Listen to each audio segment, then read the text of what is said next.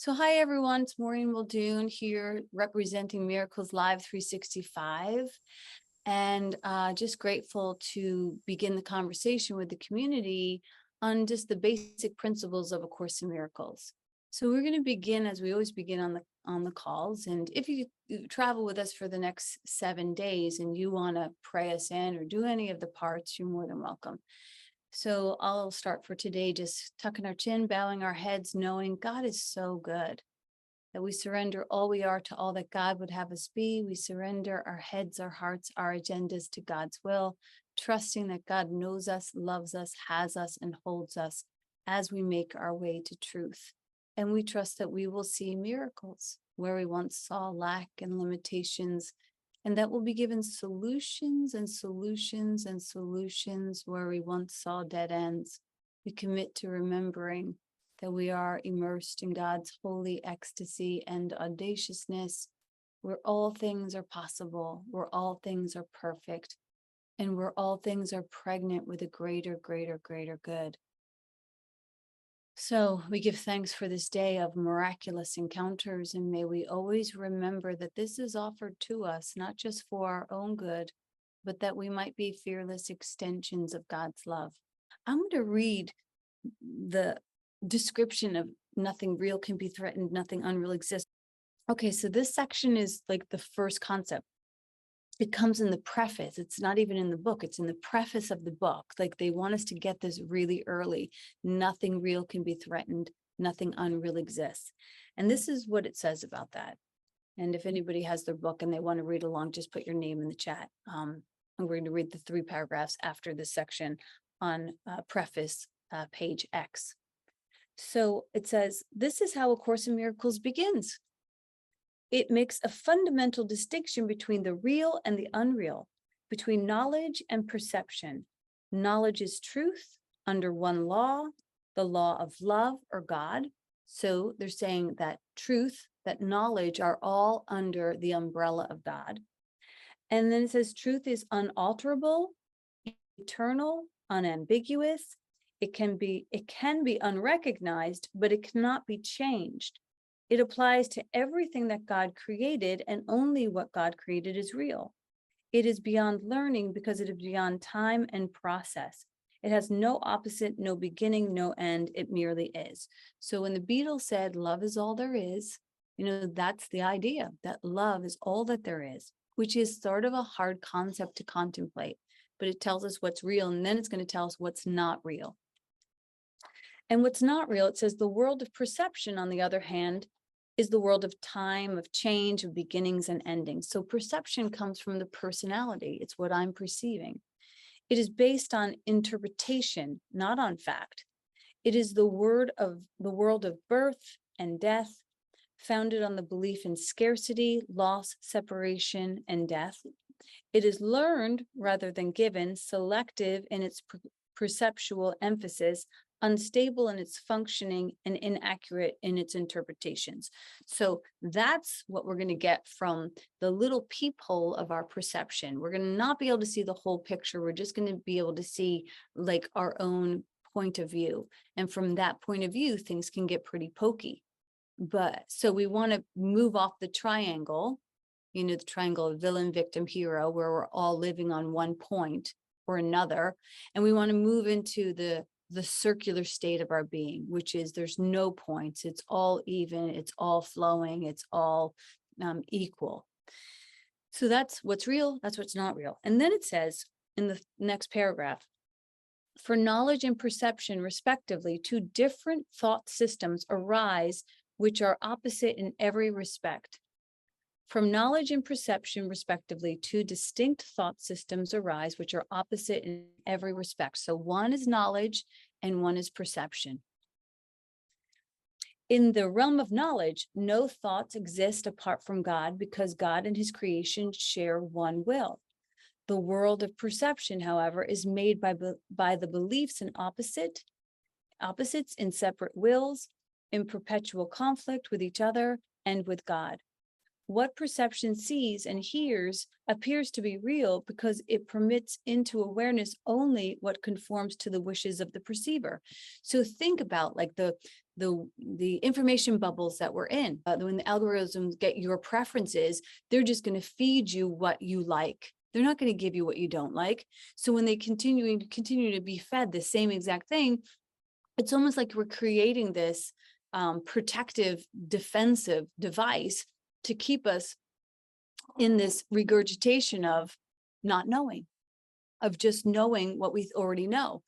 In fact, today I was sharing that in order to expand our consciousness and to really work the synapses of our minds, of our brains, you can't just continue to do Wordle or crossword puzzles and do exercises where you already know something that you're filling in the gap. You have to learn something new. You have to expand your consciousness. You have to leave what you already know and try something new. And this is what this course is asking us to do. It's asking us to let go of everything we know and begin to question it so that we can experience a more well-faceted version of what's actually happening here. I'm just going to finish this paragraph and then we can chat if anybody has questions. What perception sees and hears appears to be real because it permits into its awareness only what conforms to the wishes of the perceiver. This leads to a world of illusions, a world which needs constant defense precisely because it is not real. So, you know, it's interesting. My dad was a huge Fox News fan. Nothing against Fox News. That's just that was his preference. And when he came to my house and we didn't have a TV, he was like a junkie. He was like, "Where's the TV?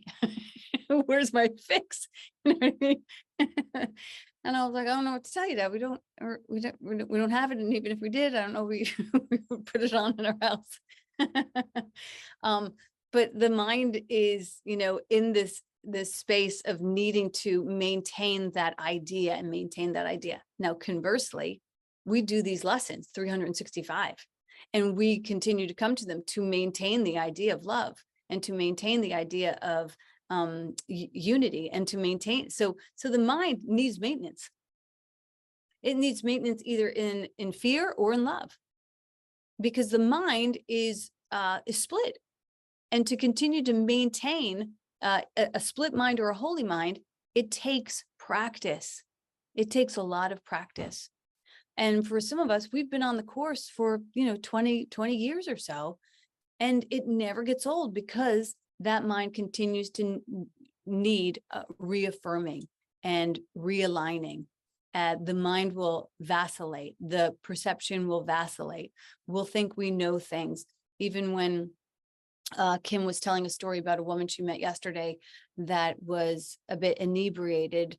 And because Kim wasn't used to seeing inebriated people walking down the street, when she saw her down on the floor in fetal position, and I'm just giving my own interpretation of this, Kim, so sorry about that, she thought she was looking underneath the car because her mind was just filling in information of what it could possibly be.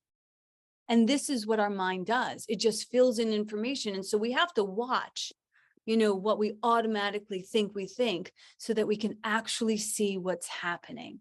And that's what this course gives us. It gives us the ability to lean back, to wait, and to actually get to see.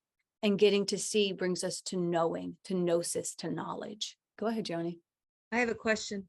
So you're suggesting, when you were saying that, I was thinking of all the times the ego says you're too old, this is too hard. So every time that I might be invited to try something new or out of my comfort zone, that's a reminder that my ego's telling me it's not a fact. I mean, in reality, it's not a fact. Because in reality, there's no limits, right? Well, yeah. I mean, anything based on form. So you're too old is based in the egoic thought system because old requires that we know about time.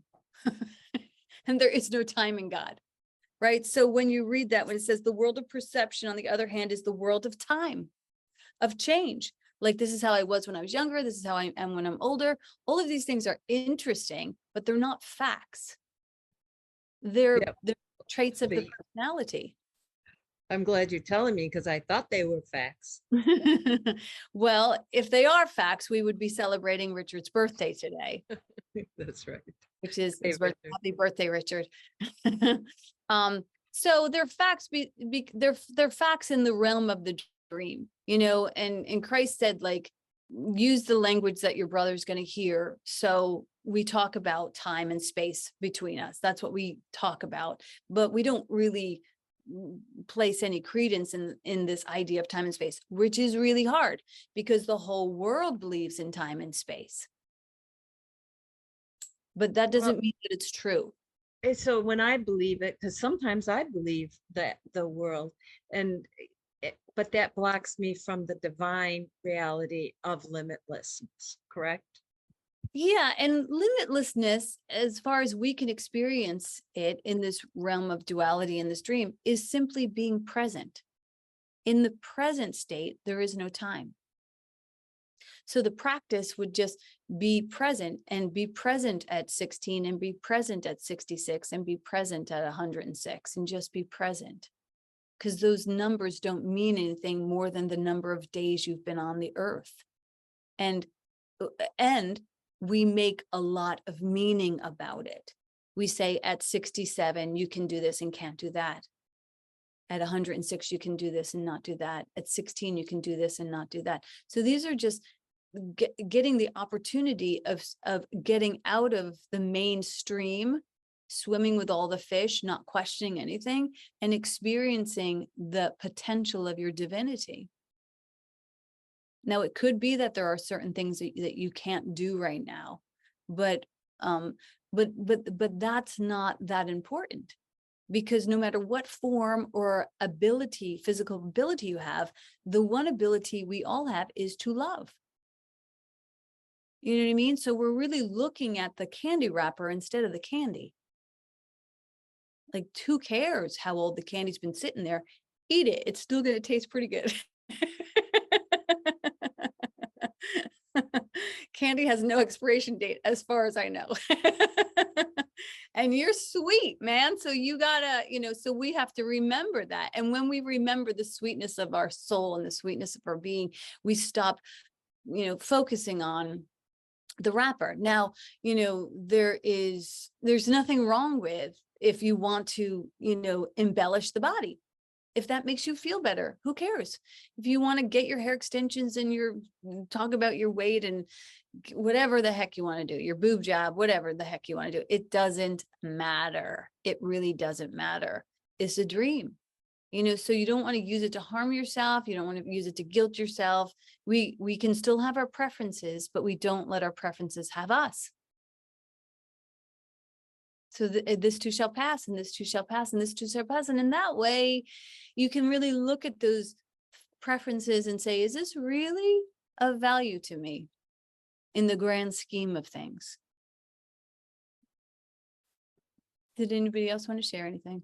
Yeah, Well, go ahead. oh, my mind is just, it's just ironic that I'm landing here right now today at this moment. It's so random. But I also think there's a conversation about with aging too. It's such an ageist, like, not everything we give up, but what, wisdom and different things that happen with age. It's not always, it's how we frame it and who decides, it's hard because we're bombarded with those images, and mainstream culture is doesn't necessarily, like, it's okay to slow down a little bit, or yeah, I can't run, like I used to run, but I'm doing this and this feels good, like just listening to our own inner kind of guidance versus pop or mainstream culture, because there are things about aging that do shift and change, and it's not bad. It's not all bad. I think the lens, we want to see it that way, but I don't know. There's probably a list somewhere of all the, I get so mad about how they are always talking about Joe Biden being, 70, whatever. And it's like, how many major accomplishments have been added to our world by these people in their later years? It's just like, you know, this narrative that gets going that, anyway, I was thinking of that. And then I was thinking about perception and truth. And for me, something that was really eye-opening for me a few years ago and continues is I've always thought of myself as this very racially aware and, you know, kind of on the right team of all that. And during the pandemic, doing a deep dive into my own identity. And it's like, oh my God, I have so many blind spots. There's been conditioning happening to me I didn't even know was happening. And being willing to have that perception challenged, you know, just like a willingness seems like a piece of it to be open to learn or know what you don't know that you don't Yeah. Yeah, and that's what the whole course is set up to do, because it's not about really learning, it's about unlearning.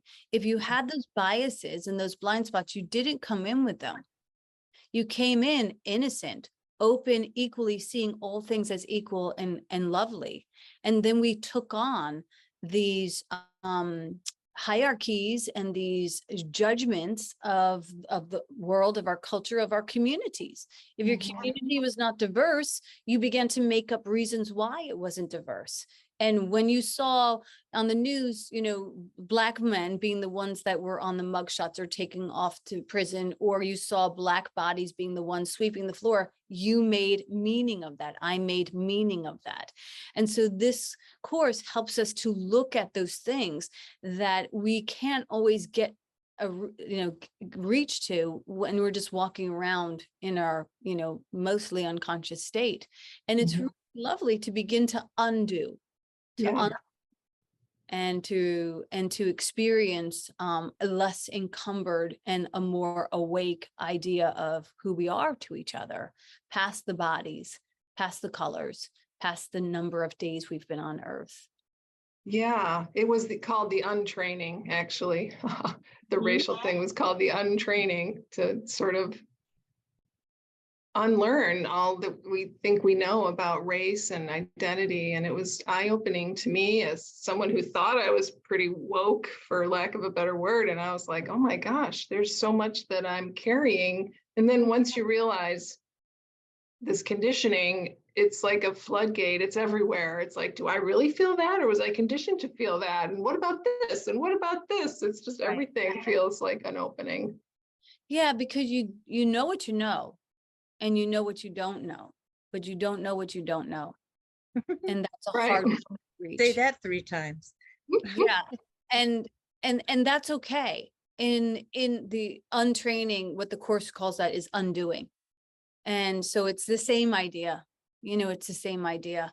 And when you begin to undo that thought training, you have those experience of aha moments, like, oh, this is really the truth, because the truth rings in every cell and bell of your body.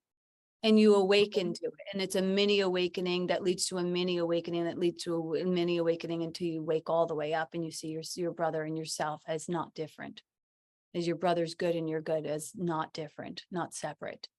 So, yep, it's interesting. And it's worth contemplating day after day, because it is a way that, like how the ocean erodes the shore, it's like one splash at a time. It erodes, and in the course, how we do it is that it's gentle. It's like every day you gently remember and you return to love, and you erode that ego and those hard held beliefs that are not true, that have never been true. They are just unquestioned beliefs, which is quite freeing. Can I share a smile? I remember the first time I realized that when we die and our bodies, you know, as a little kid, and the person's gone in the burial, I thought that was the end. And then over time, we obviously learned new things. So here's something to make you smile about the body that today. And that says, someone's saying, you look beautiful. Thanks. I love compliments about my flesh prison. I never thought of this as a flesh prison. My friend Joe Wolf used to call it the meat suit. Yeah.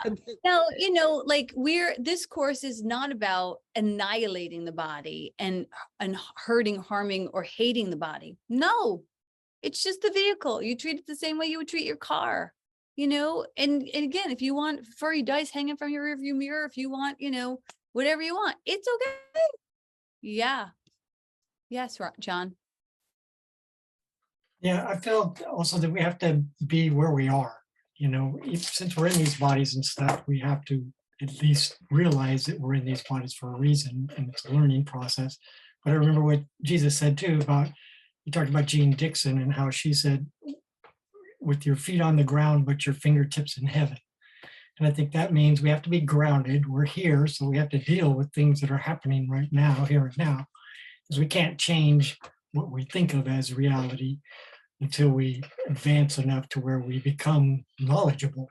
And that's not until we meet with God, really. That's knowledge is in heaven. It's not something that we can attain here, from what my understanding. Well, we can attain it here. We can experience gnosis here. We can experience direct communication here. That's not something that we have to wait to transition out of this, as Joni says, your flesh prison. We have people who have examples of that. Jesus was one of them. And Jesus said, "This and greater things shall you do." And so to limit ourselves to the idea that we're not capable of something that he says we are, or when we see Eckhart Tolle, when we see people walking the world with an unfurrowed brow and a lighthearted step, when we see people walking the world who are super helpful and detached from outcome, yeah, we can and actually should strive for that state of being before we die. If we have to wait, if you don't get there till you die, that's fine. But we're here to continue to let go of the constructs of this experience so that we can bring heaven to earth. That's the Our Father. You don't wait till you get to heaven, bring it to earth. Yeah, but I don't think we can actually have knowledge, which is total uncertainty. Yeah. So this is what it says about knowledge. It says this is how the course is fundamentally distinct between real and unreal, between knowledge and perception. Right. It says knowledge is truth under one law, the law of love or God. Truth is unalterable, eternal, unambiguous. It can be unrecognized, but it cannot be changed. It applies to everything that God created, and only what he created is real. What you experience with your bride is love. You know that with every cell of your body. That's knowledge, that's gnosis. You have that. Now, if you had that with everyone, imagine that experience. Is there a doubt in your mind that you don't love your bride? No, I agree that I love my bride and everything, but I think it says in the definition glossary of terms that the mode of awareness that we have in heaven, that's total knowledge. Yeah, but heaven in which we know reality through the direct union with, and we can't have that direct union while we're here. I mean, Jesus, even when it said the last thing he had to overcome was death, so when he overcame that, then maybe when he came back, he had that knowledge with him. Yeah, but here's the thing. There's no time and there's no space. So heaven's right here. Heaven's not a place we go to. It's right here. You're Christ. This is heaven. I know that might be kind of hard to accept. And I believe that we can see heaven and hell depending on our perception, but our perception, as long as we're here, we're still going to have perception. And we can't have total knowledge because that's that direct union with God. And we can't have that direct union until we ascend or whatever, until we actually in the presence of God. I don't think we can have. But where is God? Well, God is everywhere, but he's not here on this planet because this is not. God is not in our minds. This is an illusion too, right? So how can he be here at this union? God in our minds. Right. Is that true? Right. So if God's in our minds, how can we not have direct communication with God? I don't know anybody that does. Put it that way. So I would disagree. I don't think we can have revelations and things like that. And what is revelation? It's communication, but it's not constant. Is it not direct communication with God? Yeah, but it's not a constant communication. Knowledge is that constant awareness. I'm not saying that it's constant. I'm saying that if we can achieve it, then we can begin to expand it. Would that not I be true? agree with that. Yeah. Okay, Even so for 1 second. Right? even for 1 second. And I actually believe that every time you laugh, you experience revelation. So, and as you expand that, it says in the course, all separation happens when the Son of God remembers not to laugh. So all separation is this place where we take things seriously, and God is hard, and it's withheld from us in some way. But God could weep at that definition. God's like, I'm right here. Like, can you hear me now? Can you hear me now? First of all, no one's right or wrong here. No one's right or wrong. And it's okay to disagree, for sure. And so, because people can use the course to harm each other. And I love you too much to even go down that path, John. I agree. I mean, I have the same way too. Way too seriously. So I'm just not that teacher. I don't take this seriously, but I personally do believe that this has led me to revelations, and that if I continue to participate in my revelations, there's no way I cannot know God in all things. And that's what I hold out, not just for myself, but for you. In the course, it says Jesus was a man who saw his brother and remembered God. You know, so it's, I think, our privilege to actually assert that God loves us that much, that it's not going to wait for us to die in order for it to be known. God is known in everything. God is known and capable of being known in everything. And I feel like I have glimpses of that, but I find it really difficult actually to see like Christ in everybody. Not I know. because I don't try. It's like, but I don't have that perception, and I just don't see it. I mean, not that I don't want to see it. I do want to see it, and I practice trying to see it in Yeah. others, but I don't, when I meditate and they say, see the face of Christ, which to me is just like a light, I don't see any lights.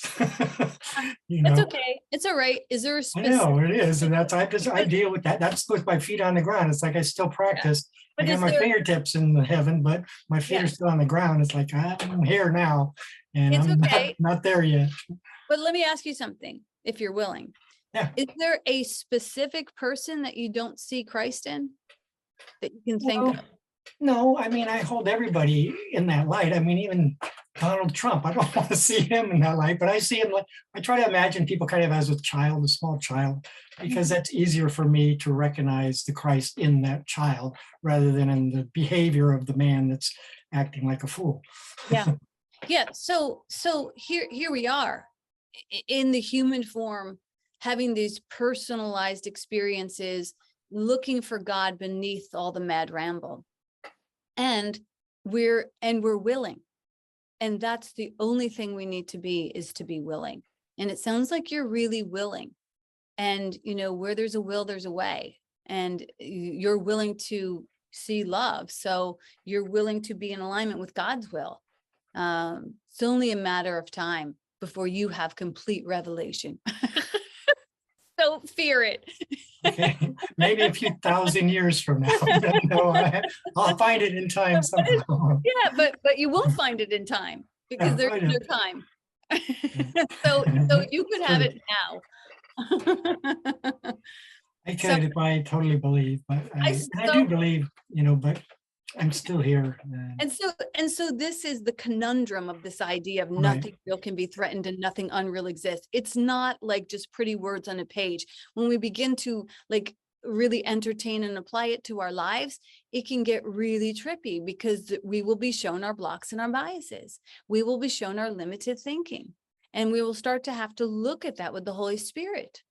And that's exactly what we're doing. We're not being taught about love. We're looking at the blocks to love. And that's exactly what we're doing right here. And that is beautiful.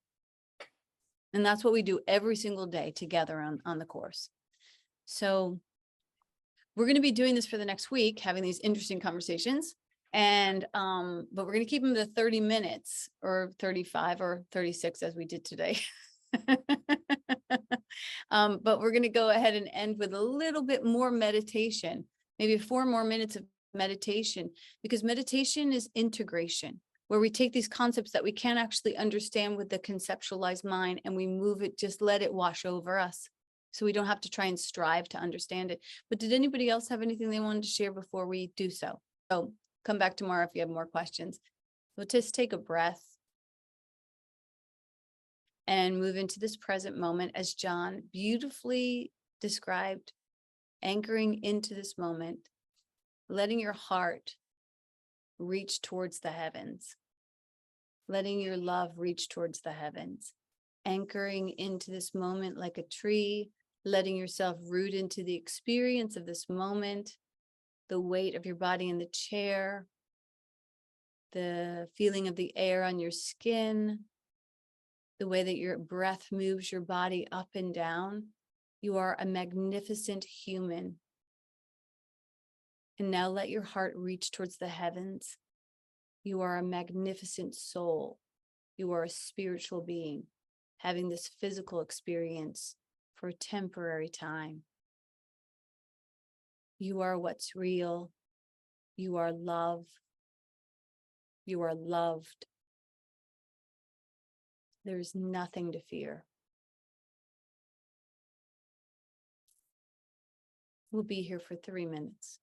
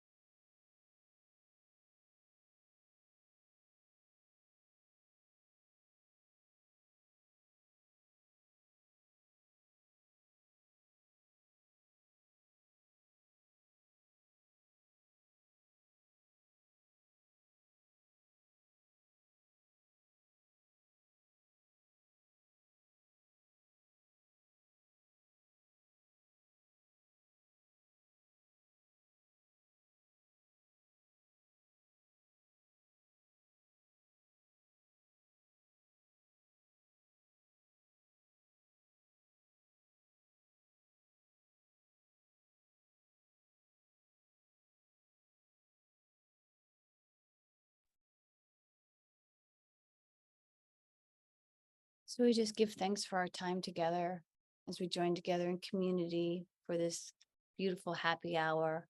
Ask a special blessing on everyone who showed up today. As we join together, contemplating the concepts of love.